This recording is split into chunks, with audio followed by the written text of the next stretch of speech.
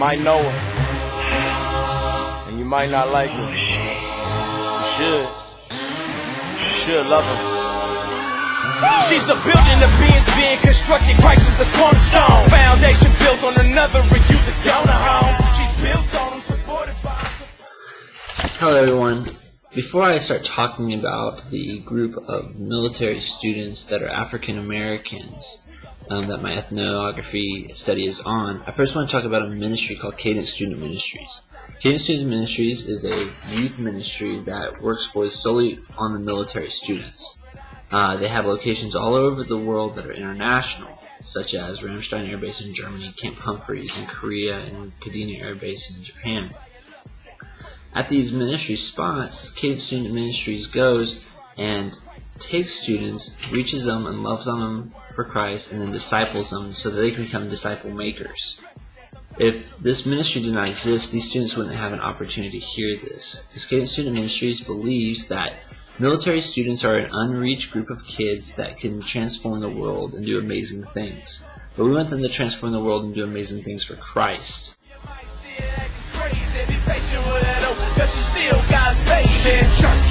Before you diss her, get to know her. Jesus got a thing for her, and he died just to show her. She's the church. She ain't bricks and buildings. She's all the guys, people, men, women, and children. As a minister for Cadence Student Ministries, when I was in Ramstein Air Force Base doing the youth ministry there, I noticed that there wasn't many African American military students that were taking part in the ministry. Being that military students are culturally different than civilian students, then the African American military students are going to be even more diverse in their cultural aspects. So I noticed that they didn't take part, and I was assigned to actually be a part of the gospel service at Ramstein Air Base. While there, I noticed there was a lot of African American military students that wanted to hear about the Word of God, but when I invited them to come to youth group, they wouldn't want to come. They didn't want to do anything with the ministry. And so the majority of the ministry was Caucasian military students. But being that African Americans are in the military, I see that they should have just as much of a chance to have discipleship ministry at their military bases as a Caucasian military student. And I want to, now that I'm called to go to Okinawa, Japan and be the youth minister there, I want to make sure that the youth ministry is diverse and has the ability to attract African American military students just as much as it attracts Caucasian military students and any other ethnicity military students. The military chapels are set up into 4 types of services, usually at a military base. You're going to have the contemporary service, the traditional service, the liturgical service, and then the gospel service. The first 3 services are usually overwhelmed by the Caucasian worshipers. But the gospel service is the African American service, and it usually sets itself apart away from those other 3 services. But since it's one of the larger services and usually a higher participant in their ministries, I see that they have a church structure that they want to grow kids closer to God. But how do I get involved? How do I impact their youth so that they leave Okinawa spiritually stronger than when they went in? So that's why I did this ethnography on the military students that are African American.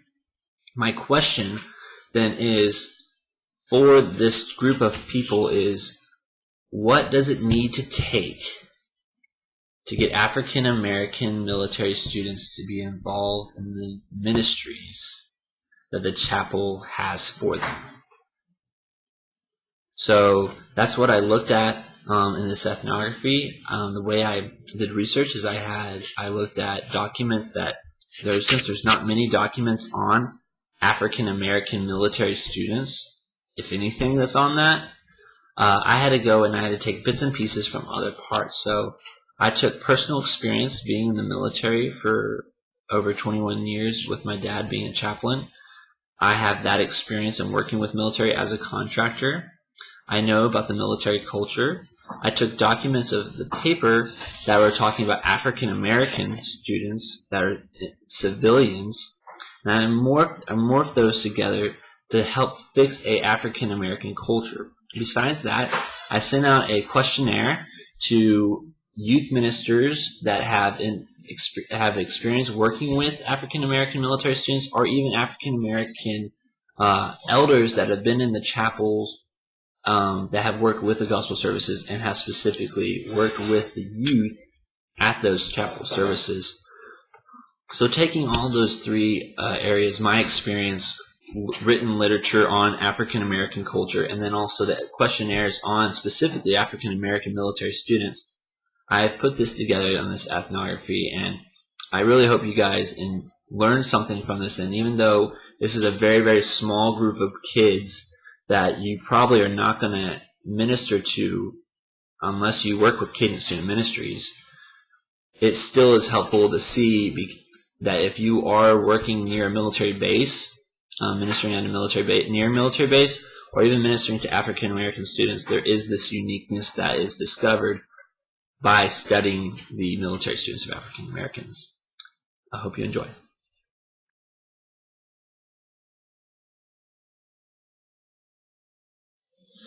As I've been studying African American culture, I find it very difficult to actually get information that is valuable, because when you're looking at written topics and documents and people that are actually African Americans that are talking about African American culture, the majority of the time is talking about the African Americans that are desiring to go back to African lineages and backgrounds and cultures. And that's not very helpful, because that's not the stereotypical youth kid. They're not going to care about their what African tribe they're from in Africa. They've lived here in America, and that's where they live. And then when you look up anything on the youth, a lot of it's just on it seems very racist. Almost all the stuff is on getting in trouble with the cops and not behaving and being in the juvenile detention centers. So Donald Driver says a quote, who was a football player for the Green Bay Packers. He says, right now we're in a deep hole, and we have to find a way to get out of it. And looking at the research and stuff, that is a big part of the African American culture, is that right now we're in a deep hole, and we need to find a way to get out of it. And so looking at the research, there's clashes between different African American groups determining on how to get out of it. Rodney Demery says in his book, "There's No Place for Race," he notices that there's a lot of actual racism still existent today. And I would see that as a claim to being in a hole, is the racism still exists. He notes of a time where there was a crime where a white person versus black person murder. And it was a big deal on the news because it was between different races. But if it was a black person on black person, no one would have cared in a poverty neighborhood. And so that's with that racism being around in the culture, it's going to affect the way that people react. And I see that in a lot of the studies and stuff, like there's a whole book called The African American First, and it's a book solely on just topics of African Americans who did things first African Americans. And there's a desire for African American culture, the civilian world at least, to be about what we have done. And they have pages upon pages of religion, even of in this book on religious first. This is the first how African Americans have done solely African American things, and there wasn't really anything about African American integration with other cultures, other ethnicities. I'm working on my ethnography is trying to find African American stuff on how we can merge them into other cultures, or at least we can merge into African American cultural stuff so that we can have a unified youth ministry. And the stuff that I'm finding, the majority of the stuff is all how African Americans can get out of the hole by themselves and not work with other cultures. And I know that's not this truth. That's not this in this. Not all African Americans are that way. But it seems like on the written resources and the documents, all I'm finding is it's that way. Is that it's African Americans, it's for us, not about how we can work with other people to get out of the hole.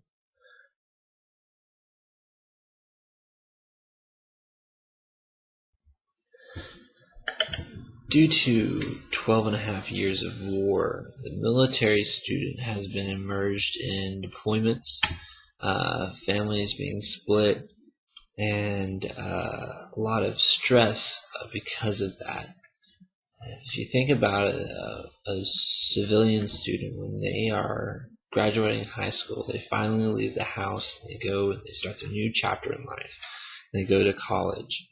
Whereas a military student starts that new chapter every 2 to 3 years, where they go into a place where they actually have no new friends. Even a civilian high schooler going to college will usually go to a university that is nearby, where they will find friends that they already had in school, so they can keep up and actually have someone to talk to when they go to college.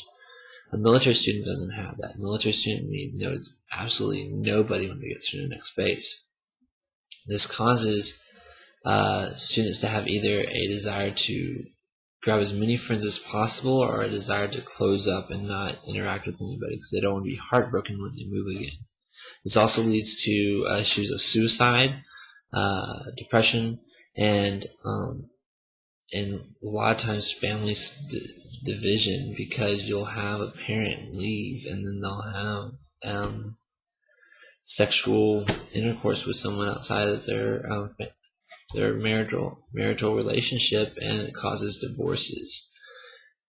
There's a Navy base in Japan called Yokosuka, and they normally have, right before they deploy, a Navy fleet deploys about every 6 months. They go stay on land for 6 months, they're out by 6 months. So if you think about a base that has thousands of troops on it and families on it, and the next day when the fleet leaves, the base drops down to about 500 people. And the day before the fleet leaves, they'll have multiple suicides because of troops that don't want to go back out to sea because of the depression. You're going to find suicides also amongst the kids, because think about it, if you have two parents that are in the military, which is very common in the military, and both of them are also on a fleet and you're by yourself, having to live with a friend, having to live with a grandparent, having to move back to the States just for 6 months just to come back to make new friends, because when you get back, your friends that you had already moved away. It causes issues. And so working with the military kids it's a different style of ministry. So when you look at then African American military students, in that you're going to find there's a diversity in them as well.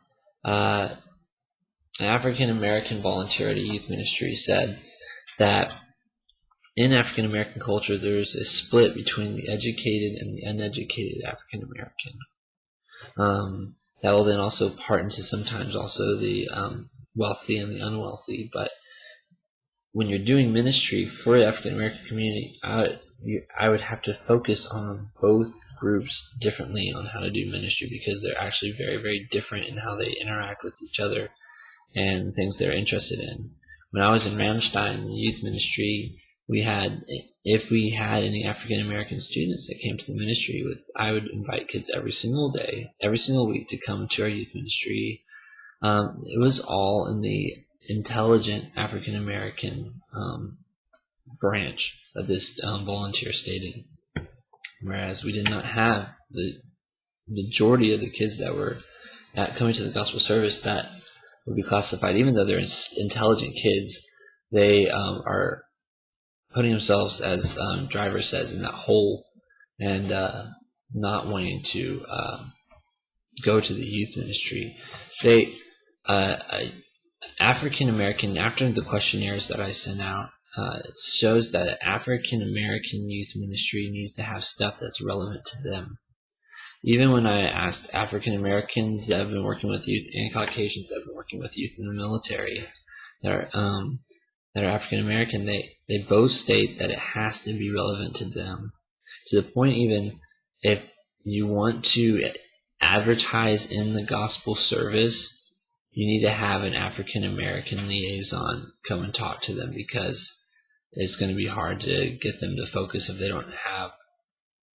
It's what is it for us? What is it for how we're doing what we're going to be doing? And you need to have those African American people already in place to connect to the African American community on the military base. So it's a lot similar to the civilian side. There is going to be all of them said that there's less racism in the military world, but there's still that the chapel facilities are still the African American chapel facility. Gospel services still are desiring to teach African American church history, which is from the African American First was a big part, and that was a huge thing that they want to teach their teens as alongside the Word of God. And so, going through this questionnaire and this ethnography, it, in all honesty, what needs to happen to have a multi-ethnic youth group is that you need to get kids on board that are in the youth ministry. You need to build relationships with the students that are African American before they actually get involved in the youth group. And you need to start changing things that are in the youth group that will help benefit them for them to come. That would include sports activities that they would enjoy, music that is not the stereotypical contemporary worship music, and also it would have to involve lessons that they would actually care about. In honesty, after the questionnaires, I don't know what those type of topics would be that they would care about. That would have to go into more in-depth discussion when I actually get to Okinawa, when I'm doing the youth ministry there, to see what topics are relevant for an African American cultural kid and over a Caucasian cultural kid. And on most of the questionnaires, and with my experience also, the African American chaplains are very, very enthusiastic about doing a multi-ethnic youth group. But it's actually even though they're on board, the church congregation is the one that is against it, and they want to do their own thing, which was also in the questionnaires and also my experience as well working with African American youth, because I was the youth pastor for the African American church for the gospel service on the base for a year as well. But I did have to have a guy, Brother Jeff Carradine, who was the other teacher who had to be African American, and he was the one that gave out the announcements and everything for me. But I was the one that would teach the class, and it was where you needed to have they wanted to do their own thing. They wanted to have their own youth group, and so I had to do a youth group. Even though I was a youth pastor for the whole chapel, I would do Protestant youth of the chapel, which was everybody, and we'd only have maybe 5% of the youth group African American, and then I'd also have to do the gospel service youth group, even though they're part of the chapel and they didn't want to do the Protestant youth of the chapel. I had to teach that as well and do their own separate things, because that's what they want, and I don't want to see that. I want to see a multi-ethnic youth group. So that's where I'll go, is getting to know the people. Relationships is what it seems like, and having staff that are African American that will help you out, and having them that the kids will actually respect and follow. So that's my ethnography on African military youth. I didn't get the answers that I really wanted, and I didn't find the stuff, but I feel like this is something that is not very much discussed about, so and not many people focus on this group of people, so it's a clean slate for me to study and work on and actually get some data out there on how to work with this small group of students that I think are very, very important. They need to know the love of Christ just as much as any other person.